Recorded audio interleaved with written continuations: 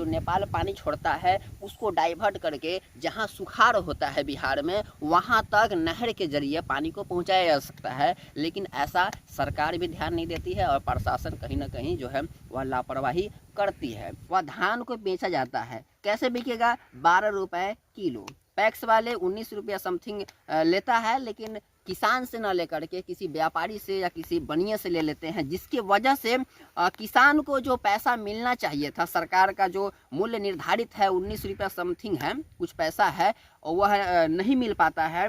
और ऐसे में किसान दर दर भटकता रहता है। सरकार यहाँ पर ध्यान दे रोजगार को लेकर के, यहाँ की जो व्यवस्थाएं हैं उस पर अगर ध्यान दिया जाए। और प्रशासन की जो लापरवाही है, सबसे बड़ी करप्शन है, क्योंकि किसान की अगर हम बात करें तो किसान का जो पैसा किसान तक मिलना चाहिए, जो आमदनी जो है वह किसान को मिलना चाहिए, वह बिचौलिए खा जाते हैं। और इसमें सबसे बड़ी लापरवाही जो है वह यहाँ की प्रशासन की है और सरकार की है। तो सरकार खासकर रोजगार पर हम कहेंगे कि रोजगार पर ध्यान दे, ताकि प्राइवेट जॉब के लिए भी बिहार में कहीं पर स्कोप नहीं है, जिसकी वजह से सबसे बड़ी दिक्कत यह है कि बड़े बड़े शहरों में वहाँ पर जा कर के और 10,000 12,000 15,000 की नौकरी करते हैं और 12-12 घंटे वह मेहनत करते हैं। इसके बाद भी कितना कमाते हैं? 12,000 15,000 मैक्सिमम कमाते हैं। वहीं पर उनका आधा पैसा खर्चा हो जाता है, उसके बाद आधा पैसा घर पे भेजते हैं। 5,000 6,000 रुपये क्या होने वाला है आप समझ सकते हैं। ये बिहार है, बिहार में कई सारी चीज़ें होती हैं, कई समस्याएं भी हैं, कई सारे बेनिफिट्स भी हैं और कई सारे जो है जैसे बिहार में बाढ़ आम है, बिहार में सुखाड़ आम हो गया हुआ है। खेती बाड़ी जो किसान करता है, यहाँ मध्यम वर्गीय निम्न वर्गीय ज़्यादातर बिहार में किसान हैं, और जो उच्च वर्गीय किसान है वह खासकर आपको पंजाब में हरियाणा में मिलता है। हम बिहार में हैं, बिहार में मेरा घर है और हम आए हुए हैं धान देखने के लिए। हम रिपोर्टिंग के अलावा किसान वाला भी काम कर लेते हैं, अपना खेत खलिहान है वही घूमने देखने आ गए हैं कि कैसा धान है। तो आपको बता देते हैं कि एक तरफ इधर देख रहे हैं जो पूरी तरीके से ये गल गया हुआ है पौधा, क्योंकि इसमें पानी ज़्यादा है, गड्ढा है। और यही हाल जो बिहार में लगभग आधे ज़िले में होता है। बिहार के आधे ज़िले में, खासकर उत्तरी बिहार में देखा जाता है कि बाढ़ नेपालवा जो है वह बाढ़ का पानी छोड़ देता है हर साल, और जिसकी वजह से आधा बिहार जो है वह बह जाता है और जिसकी वजह से किसानों को बहुत ज़्यादा नुकसान हो जाता है। और दूसरी तरफ आप देख लीजिए ये है, हालांकि मैं ये नहीं कह रहा हूँ कि बिहार में सुखाड़ नहीं होता है। देखिए यहाँ पर ये ऐसा ज़मीन है ना, यहाँ पर सुखाड़ होता है और ना ही यहाँ पर बाढ़ आता है, इसीलिए यहाँ का धान आप बढ़िया देख रहे हैं। लेकिन आपको बता दें कि जिस तरीके से मैंने कहा कि आधा बिहार जो है वह सुखाड़ से ग्रसित हो जाता है और ये हर साल देखा जाता है। इसका सबसे बड़ी लापरवाही जो है यहाँ की सरकार की और यहाँ की प्रशासन की है। नेपाल हर साल अगर डैम अपना खोल देता है बिहार की ओर से, और बिहार की आधी आबादी कहीं ना कहीं इस समस्या में आ करके लॉस सहता है, तो इसका सबसे बड़ा कारण जो है वह यहाँ के प्रशासन की लापरवाही है। और दूसरा कारण है कि यहाँ की सरकार की वह जवाबदेही है वह नहीं पूरा करती है। सबसे पहले हम बताना चाहेंगे कि बिहार में देखा जाता है कि जो सुखाड़ हो जाता है तो दिक्कत यह है कि जो नदियाँ जहाँ तक पहुँचनी चाहिए थी वहाँ तक सरकार जो है वो उस पर ध्यान नहीं देती है। कि जो नेपाल पानी छोड़ता है उसको डाइवर्ट करके जहाँ सुखाड़ होता है बिहार में वहाँ तक नहर के जरिए पानी को पहुँचाया जा सकता है, लेकिन ऐसा सरकार भी ध्यान नहीं देती है और प्रशासन कहीं ना कहीं जो है वह लापरवाही करती है। कहने का मतलब मेरा साफ है कि किसान जो है वह बिहार का कहीं ना कहीं मारा फिरता है, चाहे वह सुखाड़ से मारा जाए, तब चाहे वह बाढ़ से मारा जाए। और दूसरी चीज़ है कि सरकार की एक और समस्या है और प्रशासन की ज़्यादा लापरवाही कहेंगे कि जो खाद आता है या बीज आता है इस बार तो काफ़ी लेट से आया है, जिसकी वजह से लंबी लंबी कतारें लगी थी, 2 दिन 4 दिन तक लाइन में लोग खड़े रहे। और इसके बाद किसान को यूरिया मिला था या डाई मिला था या पोटास जो कहे जो भी जो इसमें खाद दिया जाता है फसल में धान के लिए, काफ़ी दिक्कत करके उसके बाद यहाँ पर उन लोगों को मिला है। और दूसरी चीज़ है कि यहाँ पर रेट जो है वह सही से नहीं मिलता है। बाढ़ सुखाड़ की समस्या को जूझते हुए किसान अपनी मेहनत के दम पर किसी तरीके से इस तरह का वह फसल उपजाता है। अब जानते हैं कि बीज बहुत महंगा मिलता है, सरकारी जो बीज आता है वह भी पूरी तरीके से लोगों के बीच मिलता भी है तो बहुत ज़्यादा महंगा हो जाता है कहीं ना कहीं। जिस तरीके से ये धान जो है वह जब तैयार हो जाएगा तो 12 रुपये या 11 रुपये किलो बिकता है, मतलब 1100 रुपये 1200 रुपये कुंटल मिलता है। और बीज जो है वह 500-600 रुपये या 1-1 हज़ार में आपको 6 किलो या 5 किलो का एक बोरी आता है, वो होता है। इसके अलावा खाद बहुत महंगा हो गया है, जिसकी वजह से यहाँ के जितने भी किसान हैं उनको केवल लॉस ही होता है। यही कारण है कि यहाँ से लोग किसान वाला काम जो है खेती बाड़ी छोड़ करके अब वह बाहर चले जाते हैं, बाहर रहने को मजबूर है। जो किसान यहाँ पर रह करके खेती बाड़ी करते हैं उन्हें कोई बेनिफिट इससे होता ही नहीं है, जिसकी वजह से उन्हें बाहर जा कर के काम करना पड़ रहा है। और सबसे बड़ी यही वजह है कि यहाँ के किसान को अब कहीं ना कहीं पलायन करने की। और जानते हैं कि बिहार में रोजगार की क्या स्थिति है, जहाँ एक सीट खाली है वहाँ पर लाखों की संख्या में जो स्टूडेंट्स हैं जो तैयारी कर रहे हैं पटना में अलग अलग शहरों में जा कर के और लाखों रुपए खर्च करते हैं, इसके बाद भी उन्हें नौकरी नहीं मिलती है। तो ऐसे में वो प्राइवेट जॉब करने के लिए, क्योंकि प्राइवेट जॉब के लिए भी बिहार में कहीं पर स्कोप नहीं है, जिसकी वजह से सबसे बड़ी दिक्कत ये है कि बड़े बड़े शहरों में वहाँ पर जा कर के और 10,000 12,000 15,000 की नौकरी करते हैं और 12-12 घंटे वह मेहनत करते हैं, इसके बाद भी कितना कमाते हैं, 12,000 15,000 मैक्सिमम कमाते हैं।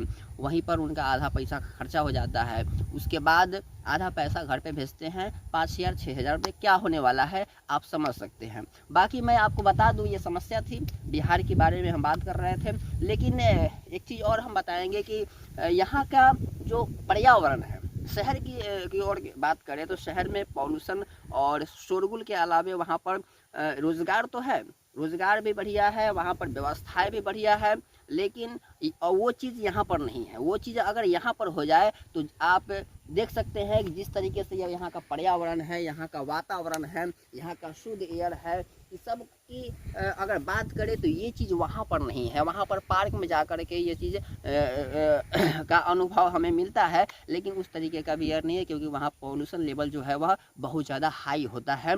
लेकिन हम यही बात करेंगे मोटा मोटी कि अगर सरकार यहाँ पर ध्यान दे रोज़गार को लेकर के, यहाँ की जो व्यवस्थाएं हैं उस पर अगर ध्यान दिया जाए, और प्रशासन की जो लापरवाही है, सबसे बड़ी करप्शन है। क्योंकि किसान की अगर हम बात करें तो किसान का जो पैसा किसान तक मिलना चाहिए, जो आमदनी जो है वह किसान को मिलना चाहिए, वह बिचौलिए खा जाते हैं। और इसमें सबसे बड़ी लापरवाही जो है वह यहाँ की प्रशासन की है और सरकार की है। तो सरकार खासकर रोज़गार पर हम कहेंगे कि रोज़गार पर ध्यान दे, ताकि यहाँ से लोग पलायन न करें और यहाँ खेती बाड़ी भी जो करने वाले लोग हैं वह अच्छे से खेती बाड़ी करें वैज्ञानिक तरीके से। बाकी यहाँ का देख रहे हैं, हम यहाँ पर आ गए हैं घूमने के लिए और कैमरामैन भाई साहब बोले हैं कि कुछ बोलिए इसके पर, तो हम आ करके अब इस पर हम ज्ञान दे रहे हैं। शायद आपको मेरा ज्ञान अच्छा लगा होगा, और नहीं लगा होगा तो भी कमेंट करके बता सकते हैं। दोस्तों मेरे पीछे आगे सब जगह आपके नज़ारा देख रहे हैं, अभी धान का फसल लगा हुआ है बिहार में। अभी धान का फसल का सीज़न चल रहा है और देख रहे हैं किसी किसी खेत में फसल बढ़िया है, लेकिन किसी किसी खेत में बढ़िया नहीं है। इसका सबसे बड़ा वजह जो है वह देखिए, यहाँ पर हम बता देते हैं। एक धान का जो ज़मीन है उसका लेवल यहाँ देख सकते हैं, और इसका लेवल आप ये देख सकते हैं। इधर में आप देखिएगा तो ये ऊंचा जगह है और ये नीचे है। आप इसको दोनों में अंतर भी समझ सकते हैं। ये ऊंचा है, इसमें पानी, धान में पानी खोजता है, धान में पानी होना चाहिए लगातार, कम से कम 2 इंच लगातार पानी होना चाहिए, और जो कि इसमें नहीं देखा जा रहा है, जिसके वजह से ये फसल उतना बढ़िया नहीं है जितना होना चाहिए। लेकिन आप इधर देख सकते हैं, ये थोड़ा सा गड्ढा में है, और यहाँ का जो ये है ज़मीन, हालांकि इसमें पानी नहीं है लेकिन ये बहुत गीला है। देखिए पानी आ रहा है इसमें से, इसकी वजह से ये हरा भरा है। सेम टाइम में दोनों लगाया गया है फसल, इसके बाद भी ये स्थिति है। लेकिन सबसे बड़ी दिक्कत की बात है कि बिहार में खासकर जो उत्तर बिहार है, उत्तरी बिहार है, वहाँ पर बाढ़ की समस्या सबसे ज़्यादा देखी जाती है। नेपाल पानी छोड़ देता है हर साल, जिसकी वजह से लगभग आधा बिहार जो है पूरी तरीके से डूबा रहता है। आप समझ सकते हैं कि इतनी सारी स्ट्रगल करता है, हल जोताई करना है, उसका पैसा देता है, फिर उसके बाद वह फसल लगाता है, मेहनत करता है, हल जोतने के बाद वह फसल लगाता है, फिर उसके बाद खाद के लिए इतना स्ट्रगल करता है, फिर इसको काट करके जब ये तैयार हो जाएगा, ये पक जाएगा, तो इसको काट करके घर पे ले जाया जाएगा, फिर इसको जो है वह झाड़ा जाएगा। ये धान जो आप देख रहे हैं इसको झाड़ा जाएगा, सबको झाड़ करके अलग किया जाएगा, और उसके बाद जो है वह धान को बेचा जाता है। कैसे बिकेगा? 12 रुपये किलो।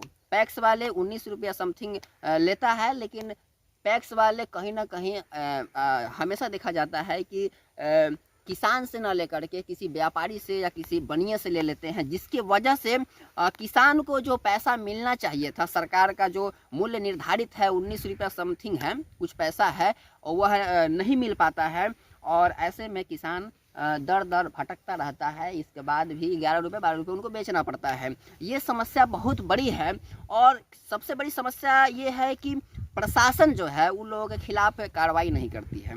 और देख रहे हैं कि इतना मेहनत है, किसानी वाला काम जिसने किया है उसको पता होगा कि कितना मेहनत है। और कई बार होता है कि फसल लगाने के बाद जैसे बाढ़ आ गया है या सुखाड़ आ गया है, मौसम ठीक नहीं रहा है, जिसकी वजह से फसल जो है वह बर्बाद हो जाता है। ये किसी तरह की एक प्रकार का जुआ की तरह है। कई बार होता है कि जैसे हम लोग जुआ खेलते हैं तो हार जाते हैं या कभी जीत जाते हैं, उसी तरीके से किसानों का ये फसल होता है, जुआ की तरह होता है। लेकिन फिर भी किसान मेहनती होता है, और ख़ासकर बिहार की बात करें तो बिहार के लोग मेहनती में पीछे नहीं रहते हैं। यही वजह है कि कितना भी कुछ भी हो जाए, प्रकृति का देन बता करके वह कभी पछताते नहीं है कि फसल नहीं हुआ है या ये नहीं हुआ है। यही कह देते हैं अरे भगवान ने जो दिया उसी में हम खुश हैं। यही वजह है कि यहाँ पर देख रहे हैं खेत खलिहान में धान जो है वह लहलहा रहा है। अभी देखिए हम बारिश हो रही है हल्की फुल्की, मज़ा भी आ रहा है, उसमें भीग रहे हैं हम लोग। और इधर में इसलिए आ गए हैं कि इधर मेरा खेत भी है, ये सब मेरा खेत है, और आ गए हैं थोड़ा घूमने के लिए, देखने के लिए। मैं जब ये फसल लगाया गया था आज से 3 महीना पहले, तब मैं यहाँ पर आया हुआ था। उसके बाद ये मैं देखने आ गया कि ये पक रहा है कि किस प्रकार का मेरा धान है। और दूसरी चीज़ है कि किसान सबसे ज़्यादा जो मारा फिर रहा है वह लील गाय के वजह से, घोड़परास के वजह से। सरकार जब से जंगल से लेकर के खेत खलिहान में छोड़ दिया है, तब से बहुत ज़्यादा समस्या हो गई है। कई बार तो उसको लोग मार देते हैं। अब तो सरकार ये भी कहती है कि मुखिया के जरिए अगर मुखिया अलाउ करता है मारने के लिए, तो उसको आप अगर ज़्यादा हानि पहुंचा रहा है तो उसको मार भी सकते हैं। ये सब समस्याएं हैं, लेकिन क्या कीजिएगा, किसान हमेशा समस्याओं से जूझा हुआ रहता है। खैर हम हैं अभी धान के खेत में, और मेरा विचार कैसा लगा कमेंट करके ज़रूर बताइएगा। बाकी जय हिंद।